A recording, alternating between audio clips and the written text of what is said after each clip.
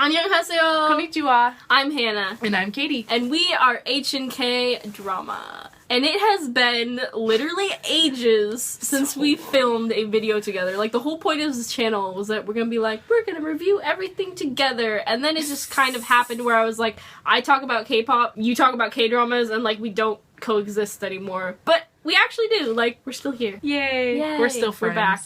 Yeah, we didn't like start hating each other. Anyway, so the drama we are going to be reviewing today is To Be Continued, which is a mini web drama that has 12 episodes and they're only 15 minutes long. And it's really interesting because the drama is about this new boy group named Astro, and they are debuting via web drama. Like they're a legit boy group. Yeah, and like they're gonna be a real thing, and so I think that's really clever. So To Be Continued, of course, stars Astro, the future amazing boy group. They're supposed to debut in February, is the rumor that I've heard. The premise is they end up going back in time the day before their debut, and they like relive some of their high school experiences, and it's very weird because only some of them go back, and we weren't really clear on that actually. Yeah, it was like, we don't know if all of them went back or if only four characters, but 3 of the members of the boy group went back in time to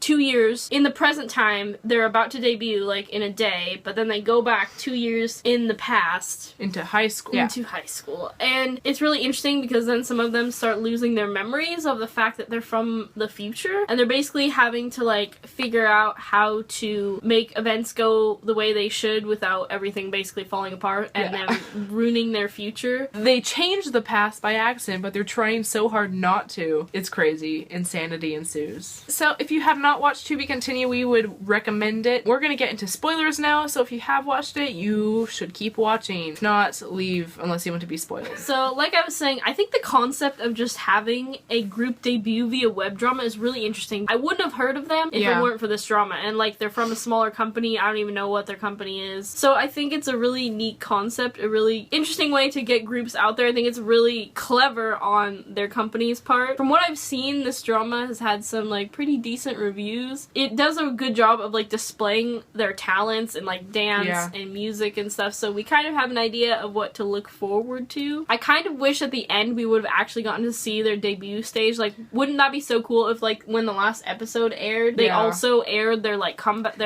stage? Cool. I think that would have been really cool. But I think that's also why it's called I can see why they didn't do it, but I think it's still really cool. It could have had a better plot, but usually web dramas aren't too serious. There were some plot holes, maybe some stuff that was confusing, but it did its job of introducing all of the members, and like, I'm already a fan and they haven't even debuted. It did its job. That's awesome. I'm like, I love all of you and I've never even seen you perform before. Exactly. So. They don't have any songs out yet besides what was in the drama, which was really good. I really liked that music. Their style reminded me like a mix of like 17 and BTS. Yeah, I agree. Like not as hardcore as BTS, but the same kind of thoughtfulness that BTS always has in their lyrics. So at the same time, they do kind of the high school concept and the cutesy concept that 17 tends to do a lot. I like that because I like both of those groups. So since they were kind of a mix of the two, I thought it was very good. I think one of my favorite parts in the show, I think we have the same favorite part. Yeah.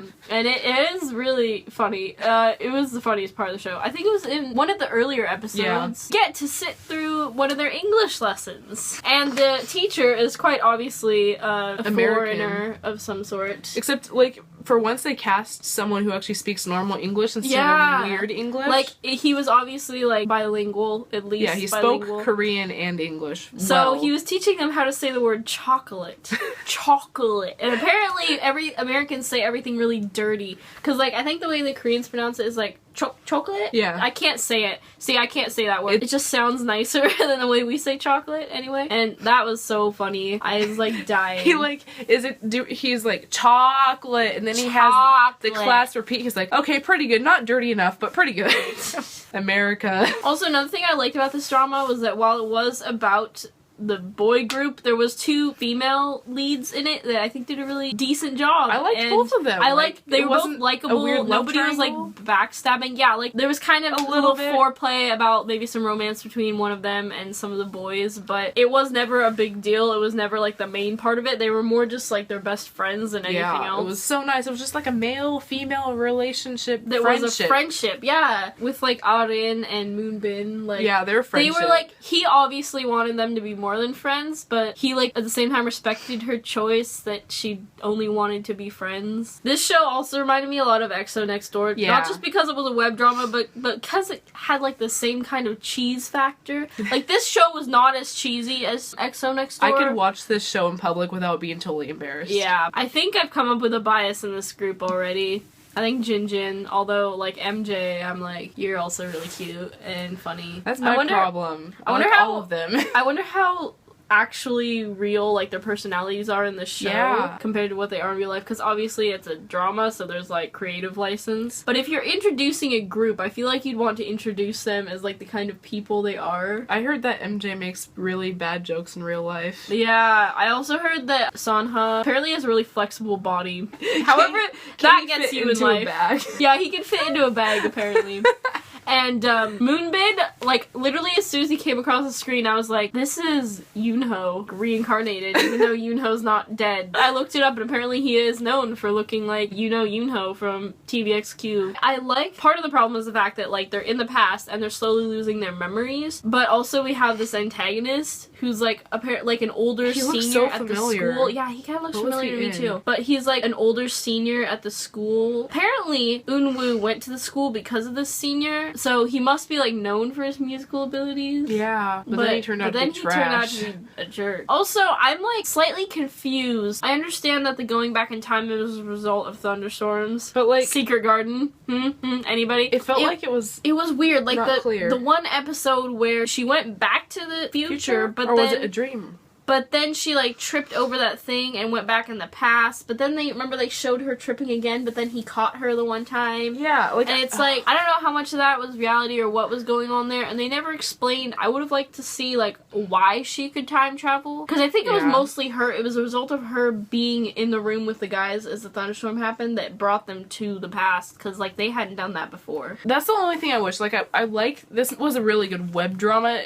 I couldn't see it as a full drama. No. But I wish that they took maybe a little more time to develop just some things in the plot like that kind of feel like plot holes, or at least they're still confusing even after finishing the drama. Yeah. This drama, honestly, I feel like its purpose was to introduce us to a new boy group, and I think it served its purpose pretty dang well. Like, if you're rating it on that, it did its job. It wasn't anything special, but I'd say it's like a solid 7.5. Yeah, like, what I rated it. It was fun. There was nothing that I hated about it. There was just some plot holes and just a few things that I would have liked to see cleared up, but other than that, it was great. Also, what's with Arin's brother that only watches soccer? But then he got a job because she guessed right. Was that because she guessed right? I think so. He said he'd get a job if she guessed right. So then when she went back to the future, she's like, wait, did I guess right? When she was giving him the scores, like, her phone, I noticed she was on her phone a lot. Yeah. Like, she kept track of dates. Is she keeping track of, like, what happens every day because of how many times she's traveled back and forth? I was kind of wondering about that, too. Because I couldn't read the Korean, so I wasn't sure exactly what kind of app she was in. She was kind of, like, honestly the main character. Because she was the one that was, like, figuring everything out. Yeah. I assumed she traveled to the past, but it wasn't, like, a for sure until later on. Yeah. Where they're like, kind of like definitely. How she didn't know that MJ had also come from the past. My question is, if this is to be continued, does that mean that the continuation is their actual debut, or are they continuing with another web drama? That's what I'm wondering. I think it's probably going to be their actual debut, but who knows? Maybe if this does well enough, they'll do another one. But once they debut, they'll probably be busier, so... Yeah, and are they going to release the songs in this drama, I want those songs on their debut album? Or am I going to have to find some way to, like, pirate them? Because I liked them, and the choreography was... I liked how when they did the performances, it was almost like a music video. Like, the way it was how it cut to different parts. Yeah.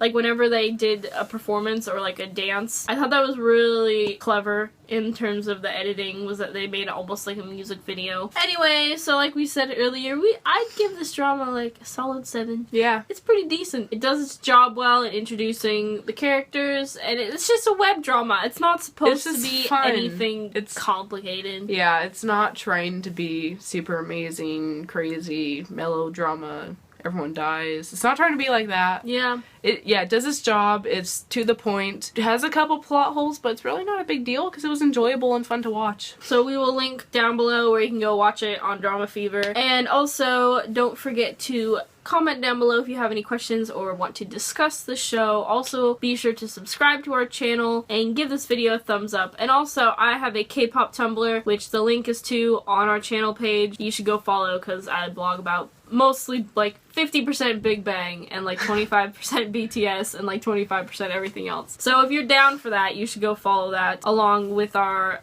My Drama List accounts so you can see what we're watching and what we're planning to watch. So that's it. We would love to hear from you. Be sure to leave drama recommendations down below because we actually watched this on recommendation. Thank you for that. And we will see you soon. 안녕. Bye. Only you